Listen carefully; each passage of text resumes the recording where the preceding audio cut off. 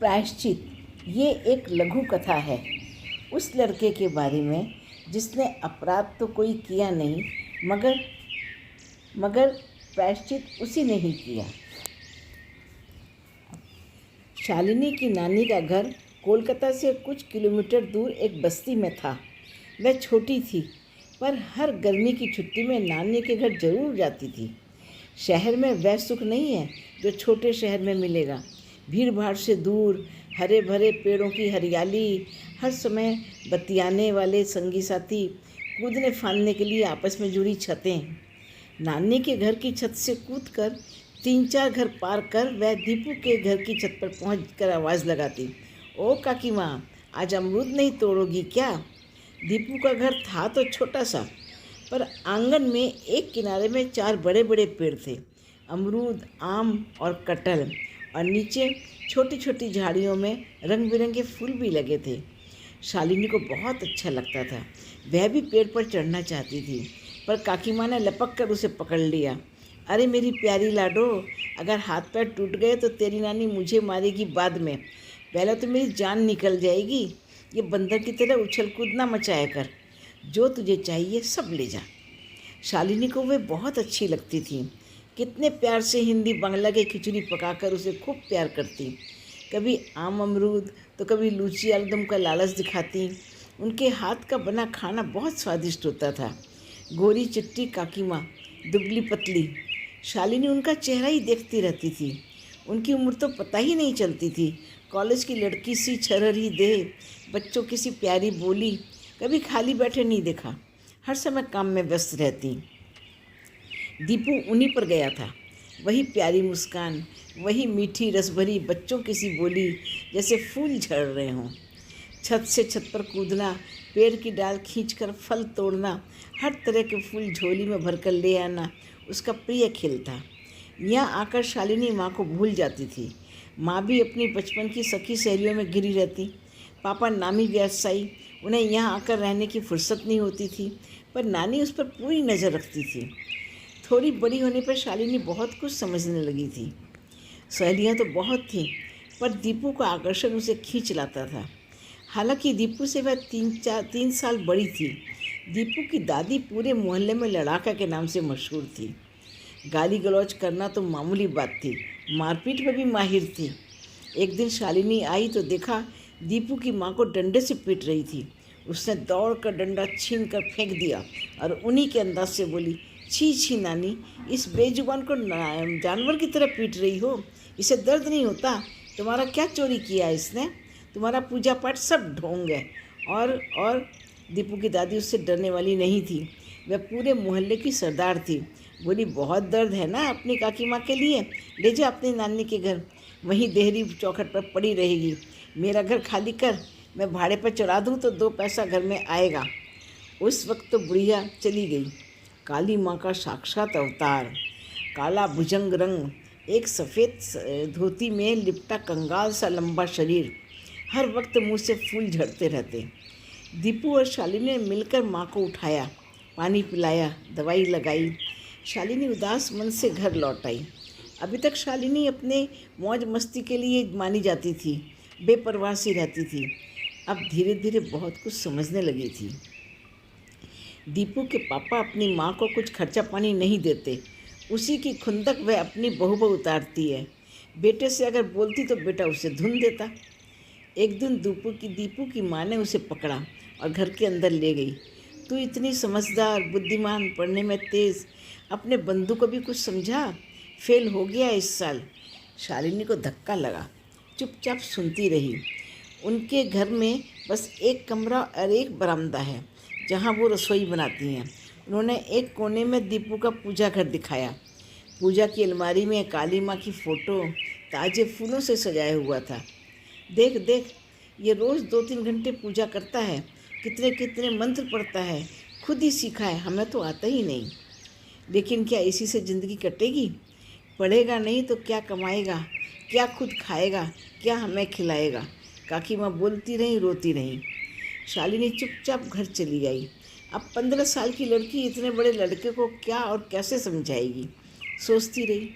दूसरे दिन दीपू खुद उसे छत पर बुला लाया। तू ही बता शीलू, मैं क्या करूं? ये जो मेरा घर है ना, ये महाभारत का आंगन है। मेरे बाबा को देखा है, रोज़ पीकर माँ को गालियाँ देते हैं, दादी की तरह प्रतिवाद करने पर बुरी तरह पीट देते हैं।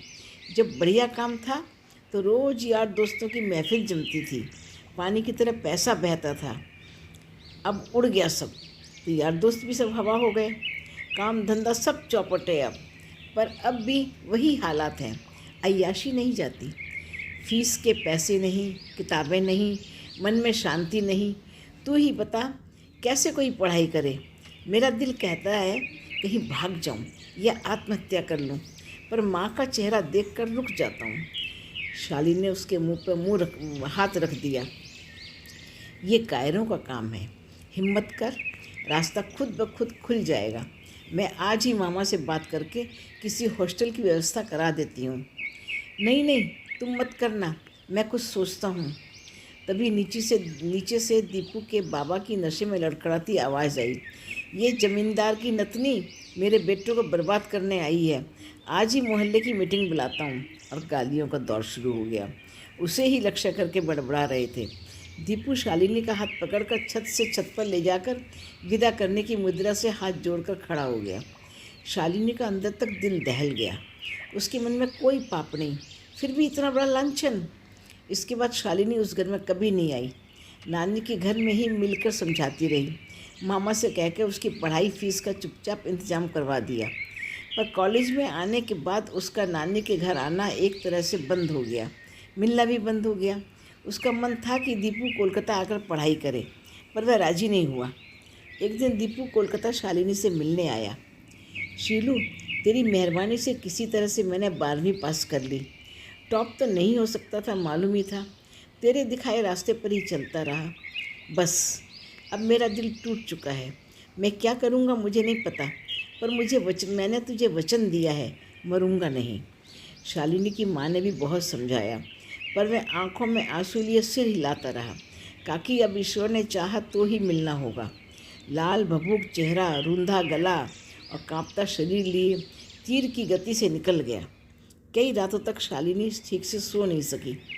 धीरे धीरे समय गुजरता गया। अपनी पढ़ाई की व्यस्तता में शालिनी का अतीत छूटता गया। दीपू की याद आती थी, पर कोई संपर्क सूत्र न होने के कारण वह चुप थी। इसी तरह दिन गुजरते रहे। अब शालिनी कॉलेज में पढ़ा रही थी। एक दिन घर आकर बैठी ही थी कि उसके ड्राइवर ने आकर कहा, एक साधु बाबा आपसे मिलने आए हैं। शालिनी चौंक गई। वह कुछ सोचती इसके पहले ही साधु बाबा सामने आकर खड़े हो गए। शालिनी अपलक उसे देखती रह गई। लंबा गौरवर्ण, सफ़ेद कुर्ता, सफ़ेद धोती, कंधे पर एक झोला, सिर पर सफ़ेद टोपी। दीपू के चेहरे पर असीम शांति, मुख पर हल्की स्मित मुस्कान। शालिनी की आंखों से झरझर आंसू बहने लगे। दीपू, ये क्या वेश है तुम्हारा? क्या सचमुच तुमने दुनिया छोड़ दी? नहीं पगली, अगर दुनिया छोड़ देता तो तुमसे मिलने कैसे आता? मैंने बस घर छोड़ दिया। अब मेरा नाम शांत बाबा है। कुर्सी पर बैठकर दीपू बोला, शीलू, अब तुम चुपचाप बैठ जाओ। मैं यहाँ तुम्हें रुलाने नहीं आया, बस तुमसे मिलने का बहुत मन था। बहुत दिनों से तुम्हारा कोई समाचार नहीं मिला था, इसीलिए। शालिनी ने आंखें पोंछ ली। मैं यहाँ ठीक ही हूँ, तुम यहाँ कब आए? अब कहाँ रहते हो? मैं ठीक ही हूँ। शहर के बाहर एक मठ है, वहाँ मेरी तरह कई लोग रहते हैं। मठ में बहुत काम रहता है, पूजा करना, वहाँ की व्यवस्था देखना, लोगों को उपदेश देना, बेबस बीमार लोगों की सेवा करना, गरीबों की सहायता करना। इसी तरह के सब कामों में हम लोग लगे रहते हैं। मठ की कई शाखाएं भी हैं, हम लोग जहाँ ज़रूरत होती है वहाँ चले जाते हैं। मगर ऐसा करके क्या फ़ायदा हुआ तुम्हें? फ़ायदा ही फ़ायदा है। नरक से मुक्ति मिली, जीने का उद्देश्य मिला, मन शांत हुआ। अब ईश्वर की तरफ ध्यान लगता है। पर कुछ और भी तो सोचा होगा तुमने। हाँ शीलू, तुम्हें मालूम है मेरे बाबा ने कितने पाप किए हैं, सबको कितना सताया है। मैं उन्हीं की तरफ से प्रायश्चित करके ईश्वर से क्षमा मांगता हूँ। भगवान उन्हें सद्बुद्धि दे और जीने की राह सरल कर दे, यही मेरा उद्देश्य है। काकी माँ तो बहुत रोती होंगी, उनका क्या होगा?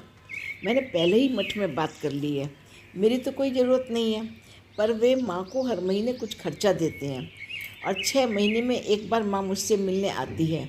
और अगर उन्हें कुछ परेशानी हो जाए तो वो मठ में रह सकती हैं, पर एक साध्वी के तौर पर। अगर मैं तुमसे मिलने आऊँ तो? यह संभव नहीं। अगले महीने मैं संन्यास लूँगा। माँ ने आज्ञा देने में देरी की, इसीलिए देर हो गई। फिर हम सेवा और सिद्धि के मार्ग में और आगे चलेंगे। तुम रो मत, तुम तो मेरी गुरु हो। तुम्हारे बताए हुए मार्ग पर चलकर ही तो मुझे ये मुक्ति की राह मिली है। मैं बीच बीच में तुमसे मिलने आऊँगा ज़रूर, कभी भूल नहीं पाऊँगा तुम्हें। धन्यवाद।